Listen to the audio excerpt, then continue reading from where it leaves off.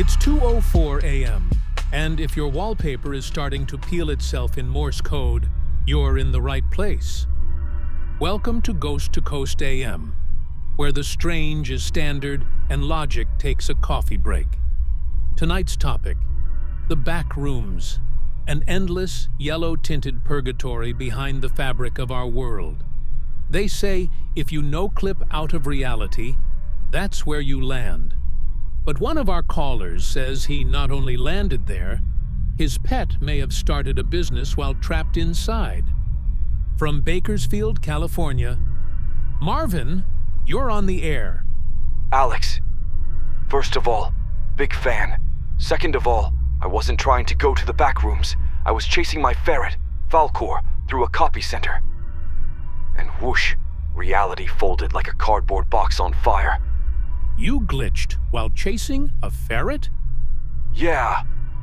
Falcor zipped behind the laminator, and I followed, and suddenly I'm not in Office Max anymore. I'm in what I can only describe as a haunted dentist's waiting room that goes on forever. The yellow walls? Yellow, beige, chartreuse. It was like walking through your grandma's nightmares. And the carpet, man, moist, like someone cried on it for 30 years. Did you see any entities? Shadows? Interdimensional horrors?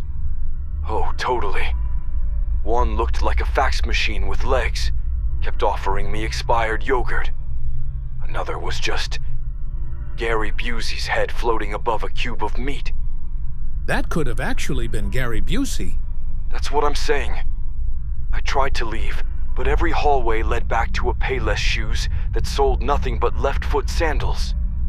And they all squeaked. Oh yeah. Then I see is an 8-foot-tall shadow person with a mouth on its forehead. It's whispering ancient gibberish. I panicked and gave it a Werther's Original from my pocket. It took it and curtsied away. What's a Werther's Original? It's like one of those little caramel candy things. Ah, okay. I know those. All right, go on. Then I heard children laughing. Creepy, echoey laughter, but no kids. Just a dozen floating Chuck E. Cheese animatronics, slowly clapping. So I clapped too, respectfully. They gave me tickets. I think I'm supposed to redeem them for my soul, but I didn't know at first and got one of those stupid plastic spider rings instead. Marvin, be honest. Did you eat anything while you were in there? Look, I found a vending machine that only dispensed warm Fanta and those peanut butter crackers that taste like drywall. I traded my sock to a fax machine with legs for 2 Capri Suns and a meat stick labeled Zorgon Delight. Sounds nutritious. What else did you see? A mirror. I looked into it, and it didn't reflect me. It showed me, but it was a mime version of me, silently sobbing while making invisible balloon animals. The sad part is, balloon animals were better than mine in real life, Alex. Devastating. Then the lights flickered, and I heard a voice whisper, "He knows you left the toaster on." And I did leave the toaster on that day. How did this place know? The Backrooms are sentient? Yes. At one point it made me relive every awkward moment from middle school, on a loop, all the farts and snot nose in class, dookie on my shoes, including the time I called my teacher Mom and asked her for lunch money. Marvin, I have to ask, are you sure this wasn't just a clearance aisle at Ross? The Ross is a gateway, Alex. I left a trail of Cheez-Its to find my way out, but I got chased by a woman made entirely of return receipts. I stumbled, and it grabbed me by the waist. And how'd you escape?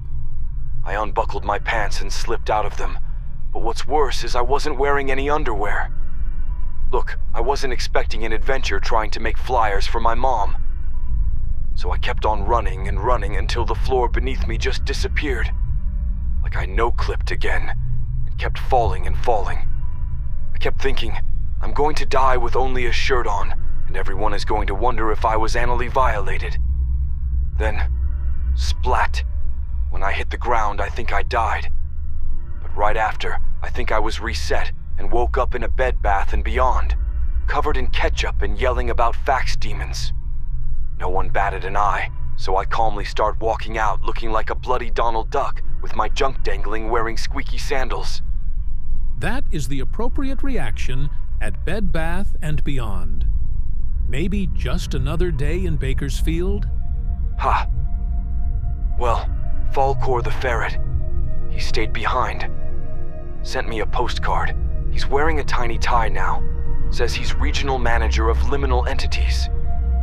Folks, if you're hearing this, avoid any retail space with flickering lights and an aggressively confident ferret. You could be next. Next time, was a man seduced by the lady in white, or did he witness the most horrifying event of his life? Don't forget to like and subscribe for more Ghost to Coast AM.